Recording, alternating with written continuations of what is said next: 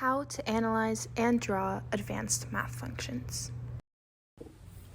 Hey guys, welcome to my channel, Math for Teens. In today's video, I'm going to teach you guys how to draw really cool looking functions.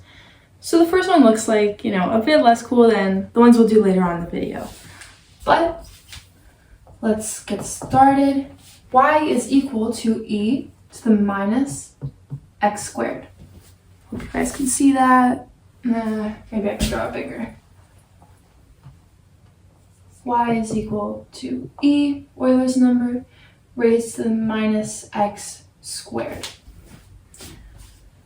Okay, now you may not have learned how to draw such a function in school yet. And a lot of the time, in 11th grade at least, you just draw functions by computing their values at, different x coordinates. But in grade 12, we learn to understand a function over its entire domain. And to do that, we have to use derivatives. But before we do that, we look at the domain of the function in question. So domain, what x values are allowed? And pretty clearly, all of x values are allowed. There's no limit on what the exponent can be, right? So we have minus infinity all the way to infinity, positive, all real numbers. And for those who are wondering, the image, possible values of y, are all positive, right?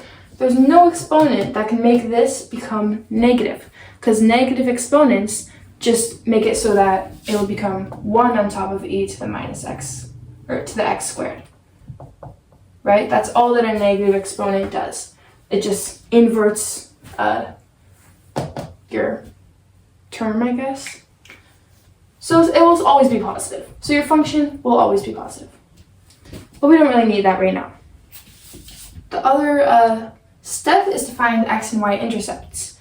So when x is equal to 0, what will y be equal to? And that's our y-intercept. So when the exponent is 0, it just becomes 1, no matter the base.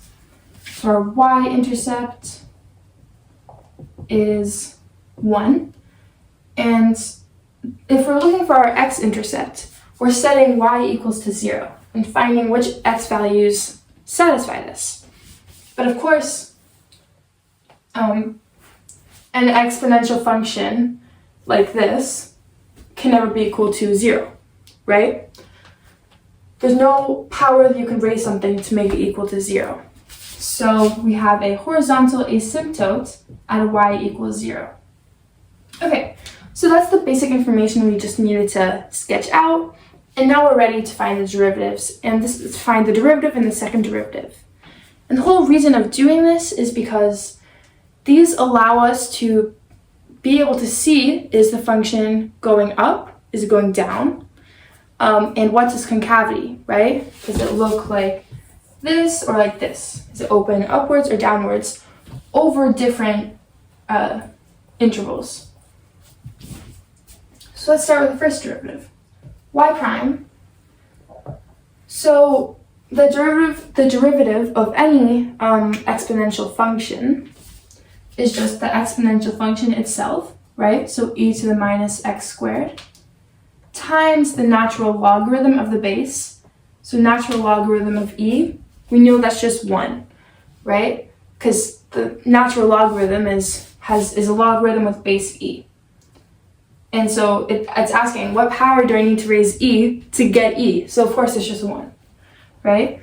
And then it's the derivative of your exponents. So the derivative of minus x squared is just minus 2x. So you're going to multiply it by minus 2x. That's just the chain rule. Okay, so our first derivative, y prime, is minus 2x times e to the minus x squared. And we're going to look for points where the first derivative is equal to 0. Because points where the first derivative is equal to 0, their slope, the slope of their tangent line is 0. That means that it's an extremum, so a maximum or a minimum. So the function is kind of going nowhere at that point.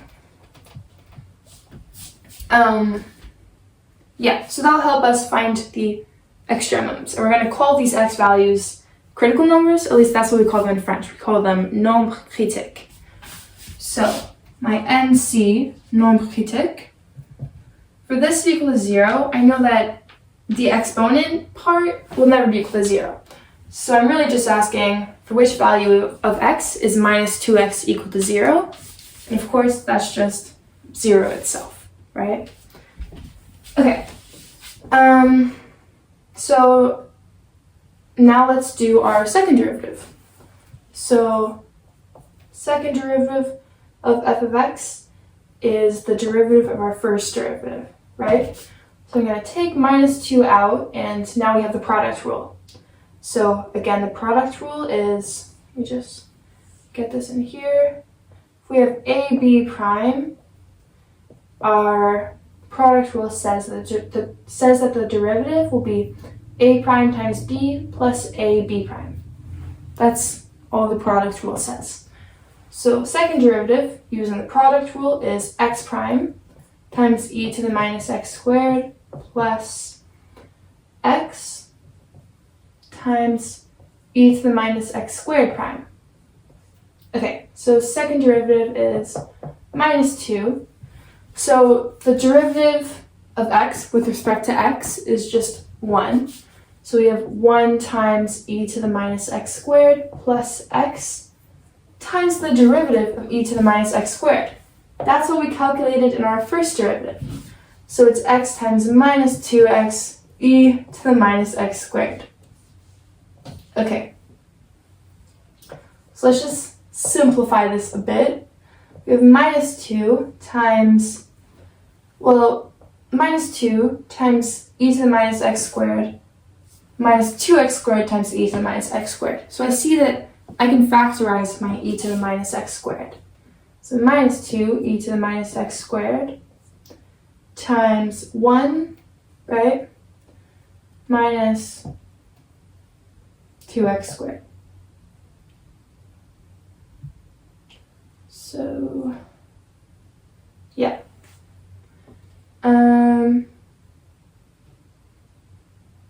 Believe that is all. Oh, sorry. Minus, that's it. I'm pretty sure.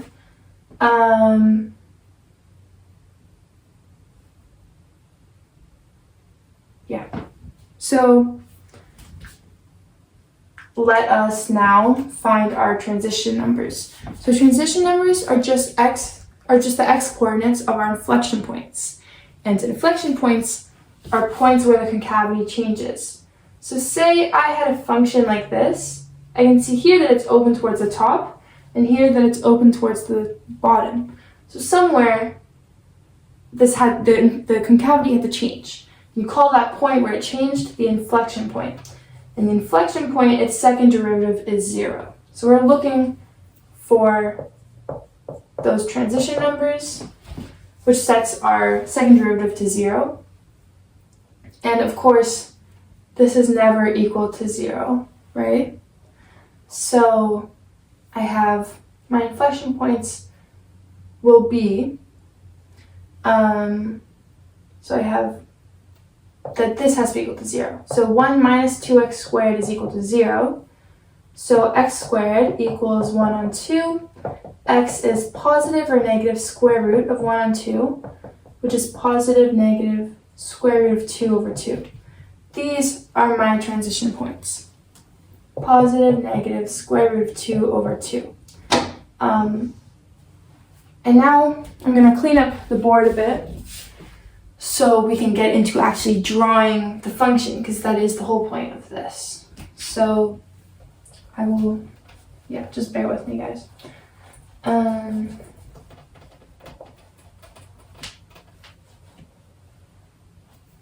So first derivative was minus 2x e to the minus x squared, and critical numbers were 0. And my second derivative is minus 2 e to the minus x squared times 1 minus 2x squared. And my transition numbers were positive negative square root of 2 over 2. And now in your critical and transition numbers, here we're just looking for values where our first and second derivatives become 0. But if there were restrictions, like for example, like vertical asymptotes on your functions, then you would also include those. But here, obviously, our domain is unbounded. Okay, so now we have probably enough space to get into drawing our function. So let's put this aside. Well, before we draw, actually, we need to make a table. In French, we call this table a tableau de variation, a variation table. And up here, we're going to include our entire domain. So minus infinity to infinity positive. And if there were, again, restrictions on f of x itself, we would include those. But what we're really looking to include are my critical numbers and transition numbers. So that's what we put in our domain. So we have minus infinity. I have minus square root of 2 over 2, which is like approximately equal to minus 0.6, I think. And then we have 0 and square root of 2 over 2, and infinity positive infinity.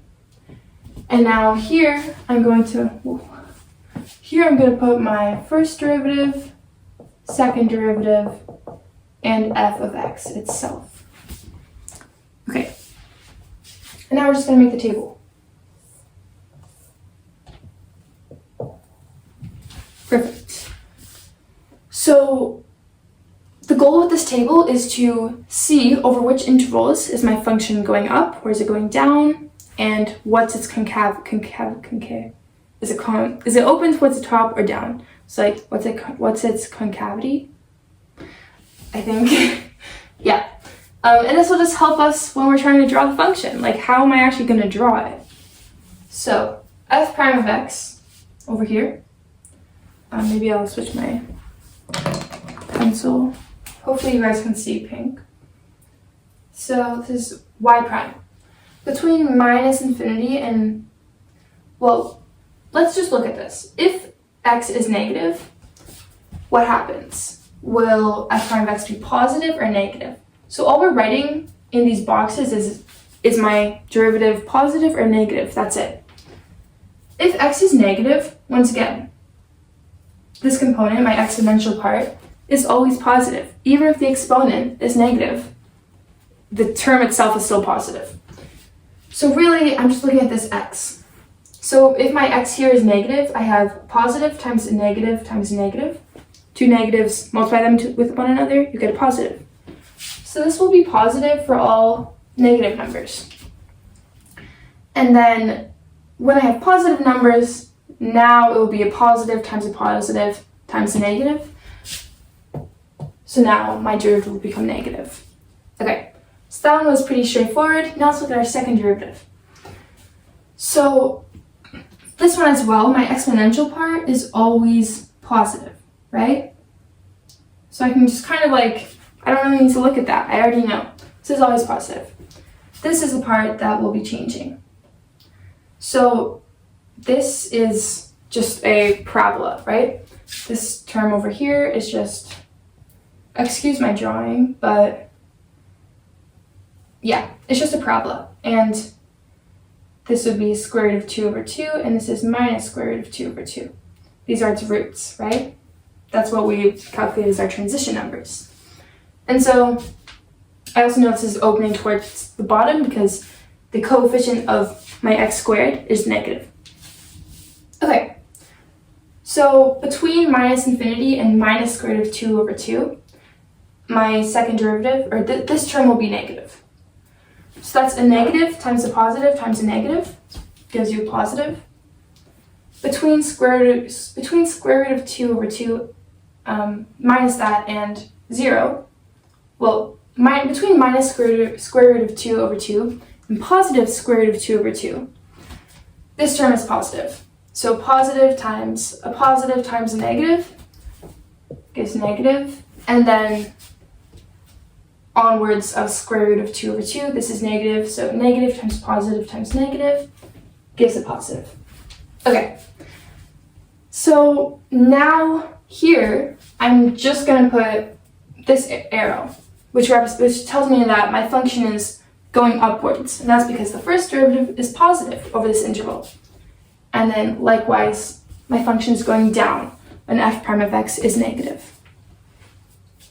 When the second derivative of x is positive, it means that my function is like concave upwards, it's open towards the top. And then when my second derivative is negative, it means it's open downwards, like this type of parabola type thing. And then here, once again, it's open upwards. Okay, so now I have all the information I need to be able to draw this function. So I'm just going to erase this, and let's draw a Cartesian plane, I guess. So we have x, y, and let's just start putting in some information. So I already know I have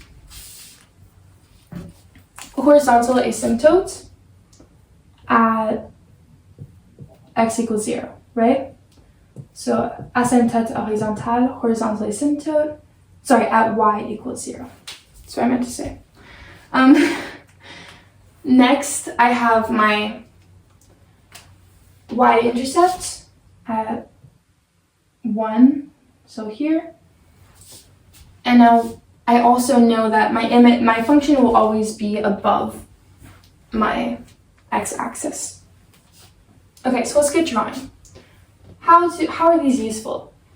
Well, over here I know between all the way up to 0, I know that my function is going upwards. But I know that the concavity changes. So there's two different ways you can be going upwards, right? You can be going upwards like this, and you can be going upwards like this. And the only difference between these two is their concavity. So this one, you can see it like the right side of a parabola opening towards the top. So a parabola that's open upwards is this type of concavity. Versus here, that this is clearly a parabola that would be opening downwards. So the concavity there is negative. So I'll also, I guess, sketch out so if this is -1 and this is 1, maybe this will be like minus square root of 2 over 2, and this will be square root of 2 over 2. So I know that all the way, I think that f of square root of 2 over 2 was 0.6.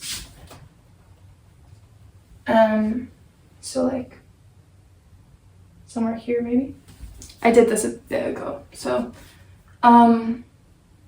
yeah.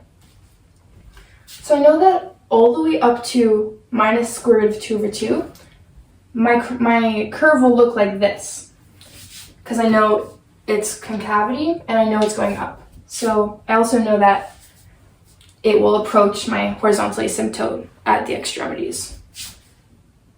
So let's go like, okay, I don't want to pass 1, because I know again that 1 is the maximum, right? Local maximum, but it's really hard to get the concavity right on the drawing. Okay, I think that is more or less okay. After this point, all the way up to square root of 2 over 2, well, all the way up to 0, I'll be looking like this second type of curve. Because my concavity is now downwards, but I'm still going up. So I don't know if that kind of shows it for you guys. And then from 0 to square root of 2 over 2, I'll now be going downwards. Once again with my concavity also being negative towards the bottom. So I'm just gonna look like this, I guess. It should be symmetrical. It's not perfectly symmetrical, but in my drawing. As you can see, I'm just a little bit of a perfectionist who doesn't attain perfection. Okay, now from square root of 2 to infinity positive, I will be going down, but now I will be going down like this, right? My concavity is upwards. So like that. So after all this strenuous effort, this is what my function y equals e to the minus x squared looks like. So yeah, it's honestly pretty cool. Okay, yeah. That is it for this type of function. But we can do another function. Why don't we do one more, being that this took us so long?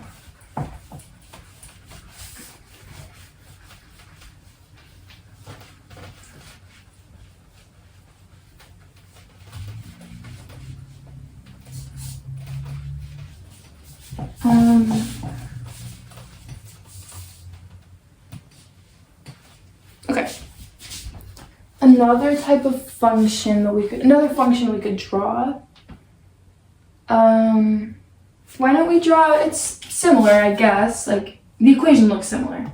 We could have y is equal to e to the minus 1 on x squared.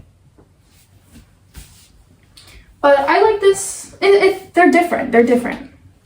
They may look like similar equations, but they're fundamentally Guys, different. I made a mistake.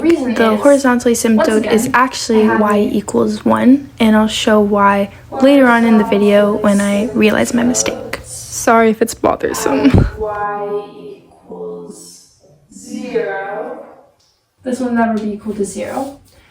But I also have a vertical asymptote at x equals 0. And that's because even if it's in my exponent, any fraction, the denominator cannot be equal to 0. It'll be undefined.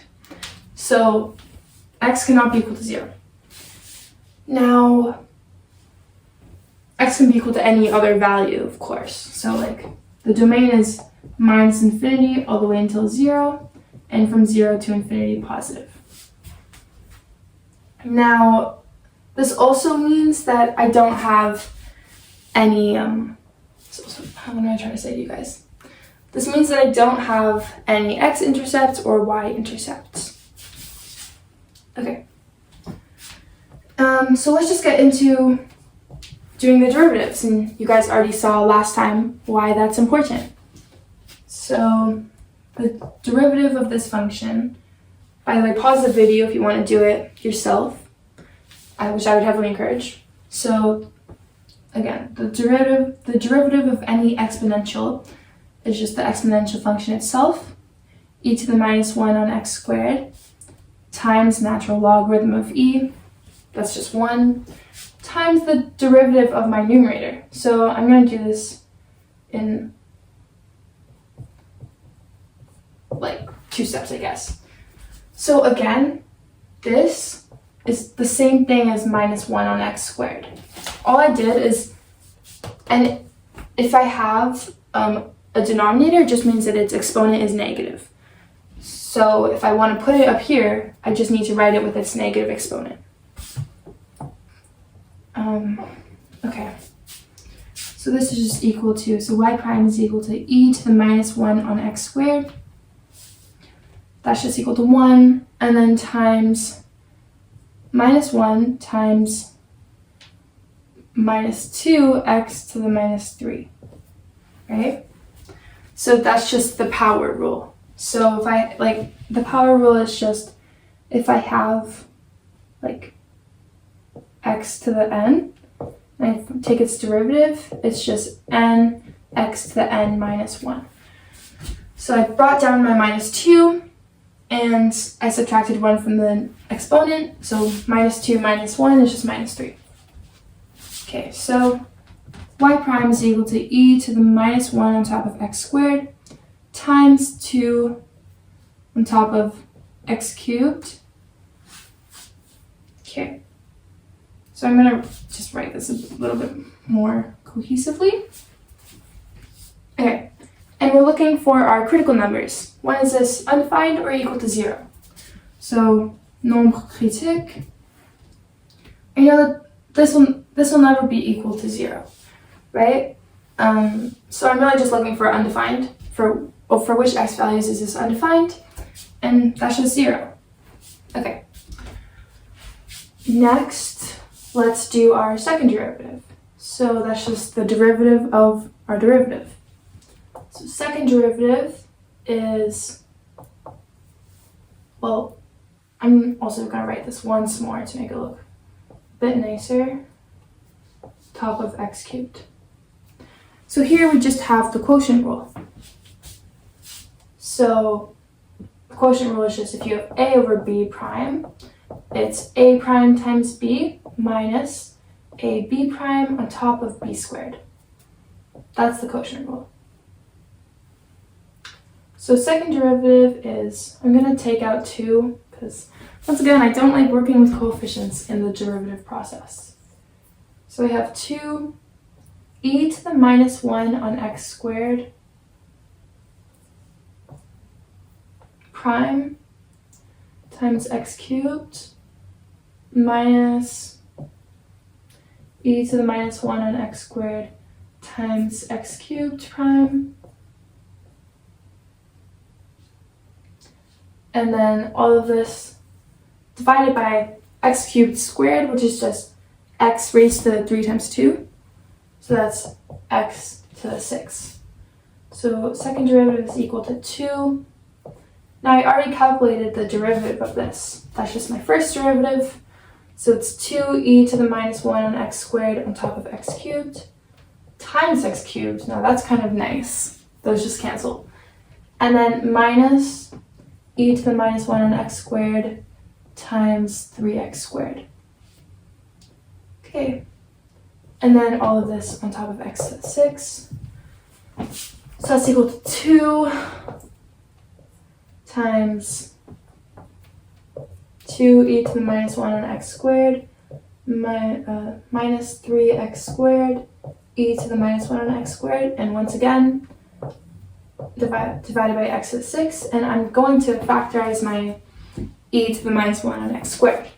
So I have 2 e to the minus 1 on x squared times 2 minus 3x squared divided by x6. So that is my second derivative. Sorry for the messiness, guys. And we're going to look for our transition numbers. So those are where our second derivative is equal to 0. And they're going to be the x-coordinates of our inflection point. So where concavity changes. So when is this equal to 0 or undefined? So this is never equal to 0. So I know it's undefined, obviously, when x is equal to 0. But I also know that there's no point when x is equal to 0. So it kind of doesn't matter. So I'm looking, when is this term going to be equal to 0? So when is 3x squared, so 2 minus 3x squared is equal to 0, from which I get x squared is equal to 2 on 3. So x equals positive or negative square root of 2 on 3. Okay, so we write this. My transition numbers are 0 and positive and negative square root of 2 on 3. So right now the board is extremely messy. And yeah, we need to clean this up before we can proceed to making our table. So where's my derivative at? Here. So I'm gonna erase my derivation steps. Hope that they were correct because it's too late now. And yeah.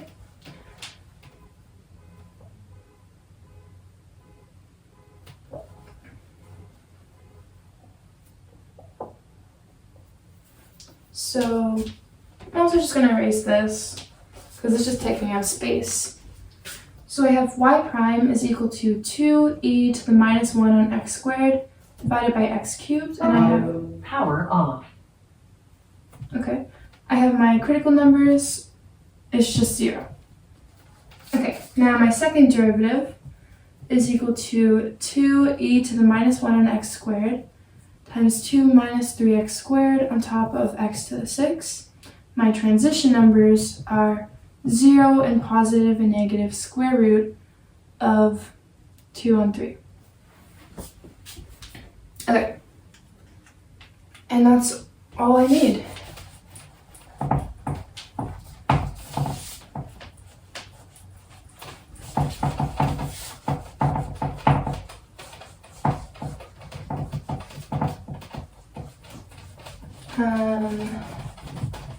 Okay. So now we're going to make our table. And I have, once again, I'm putting my domain, including now we actually do have restrictions. So I have minus infinity. I have minus square root of 2 over 3. I have 0. I have square root of 2 over 3. And I have infinity positive. Now I have f prime of x. I have second derivative of x. And I have f of x. And now we make the table. Oh.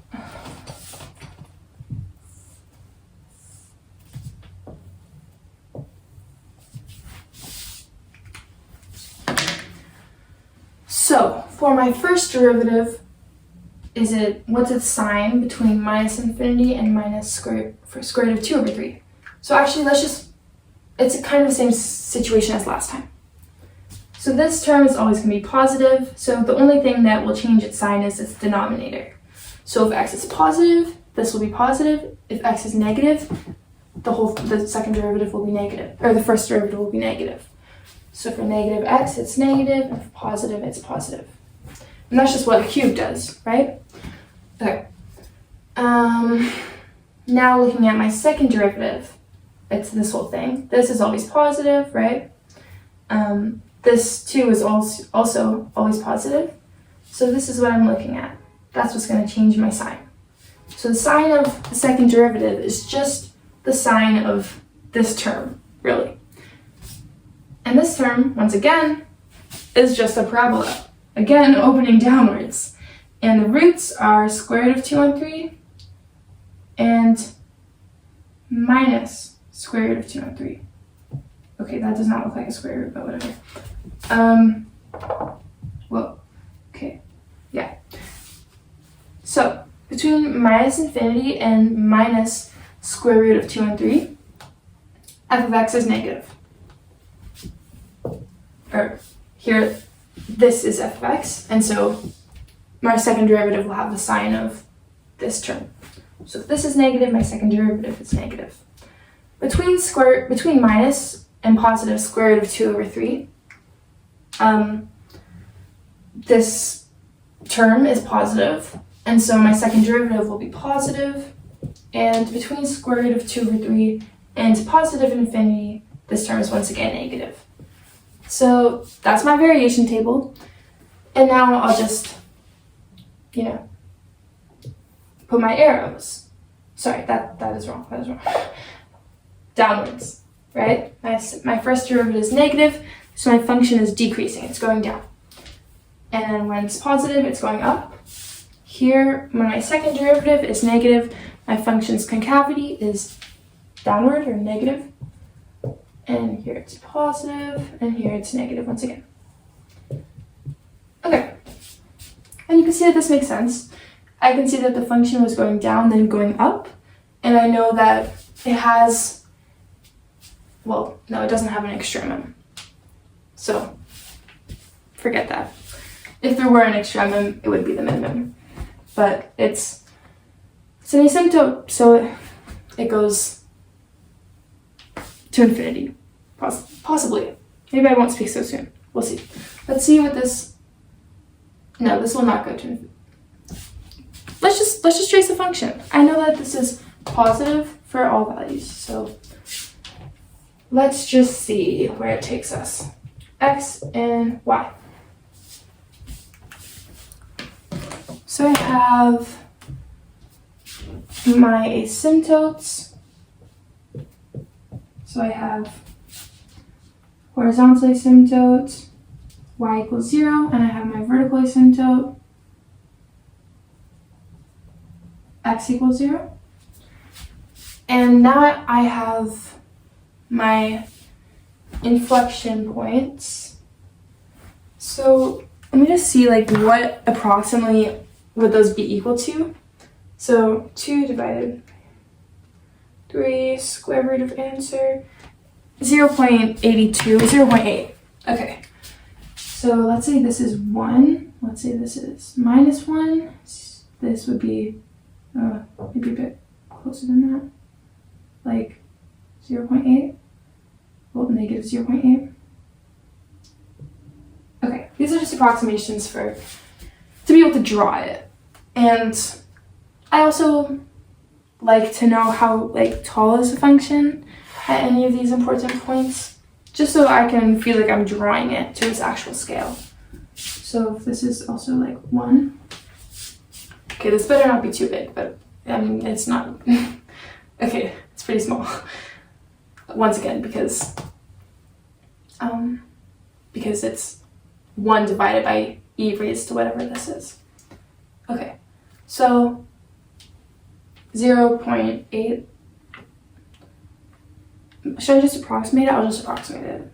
No, I won't. Well, I know that this is square root of 2/3. I'm squaring it, so it's 2 divided by 3, so it's -3 divided by 2. So it's -1.5. So e raised to -1.5, that's like 0.22. Both of these are like, ooh, really small. That's like 0.5. They like, we'll say there. Small line. Okay. Now let's actually begin our drawing. Okay, so once again, it's always positive. So I have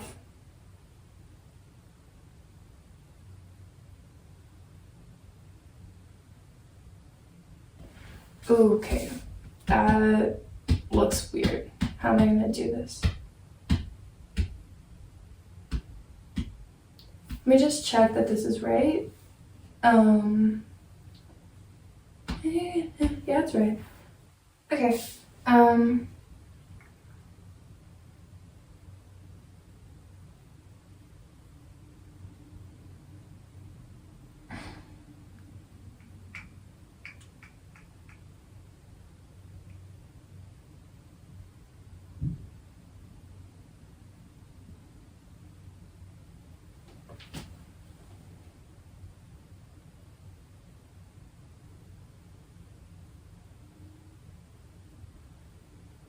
Okay, so anyways, it changes concavity like here.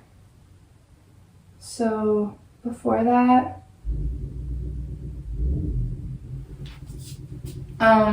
yeah, no, oh my god, because it's going downwards.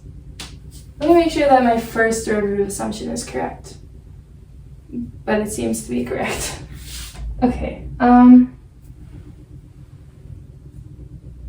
I guess it's just like,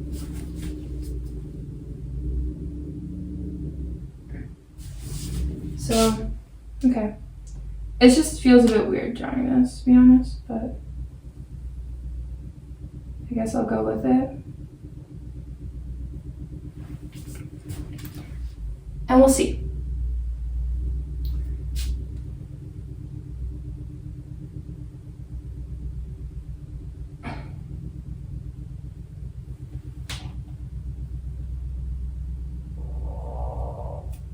Right? Wow, this is like really, no, because it's going down. I don't know why this is like really, feels really wrong. I'm gonna look at a graphic of this afterwards. Now, after on my way up, I have like the same scenario. It feels also like at my extremities, it's not really approaching.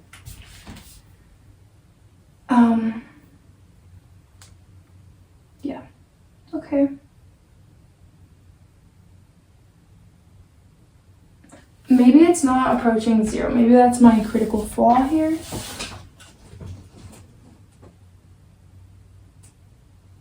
But I don't really know where else it would approach. Okay, I'll be back in a second, guys. Okay, hi guys, I'm back. I realized my critical flaw. So I was just kind of going, and this, you guys may encounter this too. So it's kind of important error, I guess, to be able to, predict, I guess. Okay, so I just went with my general assumption that most functions I see that are exponentials can't ever be equal to 0. And that would be my horizontal asymptote, but they're approaching as x approaches positive infinity and minus negative infinity. But now let's actually look what would happen if x approaches infinity, positive infinity. Where's y going? So as this gets bigger and bigger, this fraction will approach 0, right? This 1 on my numerator will become an increasingly smaller piece of the grand total that is the denominator until it represents none of it. It's 0. So it'll become e to the 0, which is just 1. So y approaches 1. And similarly, as x approaches negative infinity, it's the same situation. Y approaches 1. So that is my horizontal asymptote, y equals 1. And now I understand the drawing a lot better, right? Because that's 1. So this is my horizontal asymptote, y equals 1. And also, as you can see, I was like, this is not right. But I didn't really clock y until pause the video. I looked at Desmos. I saw that that's the horizontal asymptote. And then I was like, oh.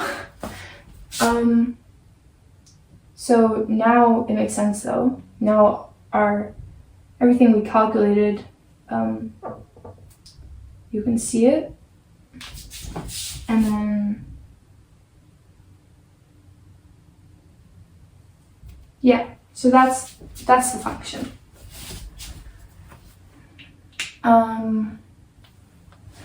Yeah, okay. Well, bye guys, that's it for today. Thank you for watching and I hope it helped. And actually, the two functions that we analyzed, it's a really good example for getting like an intuitive idea behind horizontal asymptotes, right? So the first function was y equals e to the minus x squared.